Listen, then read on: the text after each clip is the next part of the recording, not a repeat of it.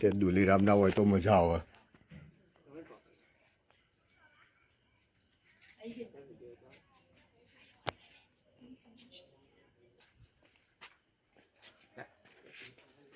લાકડી નહીં જોતી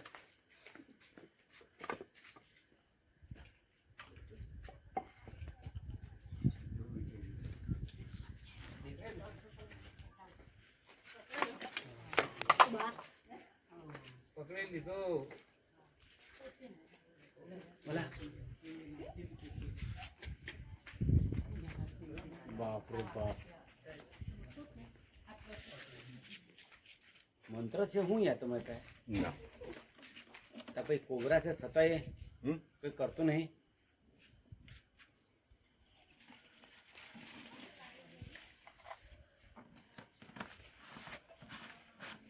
આમાં કોઈ મંત્ર નથી આવતો ભાઈ. હા પછી હું વાત કરું.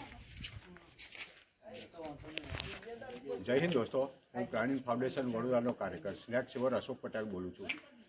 અત્યારે સિમરી ગામ જે સિનોર તાલુકામાં આવ્યું છે ત્યાંથી જયદીપભાઈ પટેલનો ફોન આવ્યો હતો કે અમારા ઘર પાસે જયદીપભાઈના ઘર પાસે પાણીની કુંડી પાસે એક સાપ છે તો તમે આવો. અહીંયા આવીને જોયું તો એક ઇન્ડિયન સ્પેક્ટિકલ કોબરા સાપ હતો જેને ગુજરાતીમાં નાગ કહે છે, જે આશરે 3.5 થી 4 ફૂટ લાંબો હતો. તેનું મેં સફળતાપૂર્વક રેસ્ક્યુ કર્યું છે. એને હું વન વિભાગને સુપ્રત કરી.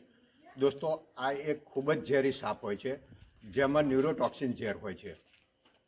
જો આપણને એ બાઇટ કરે તો આપણા ચેતાતંત્ર પર અસર કરે છે અને ધીમે ધીમે માણસ હોશ ગુમાવે છે. એના લક્ષણમાં એની આંખની કીકી ઝીણી થાય છે, પેટમાં ચૂક ઉપડે અને ધીમે ધીમે બેભાન થવા માંડે ને સમયસર સારવાર ના મળે તો કોમામાં જતો રહે અને અંતે મૃત્યુ પામે. તો તમને એક જ વિનંતી કે આવું કોઈનો કેસ બન્યો હોય કે કોઈને બાઇટ થયું હોય તો તમે કોઈ ભુવા જાગરિયા પાસે ના જશો અને તાત્કાલિક સરકારી દવાખાને જાઓ અને ત્યાં ઈલાજ કરાવો, જેથી માણસનો જીવ બચી શકે.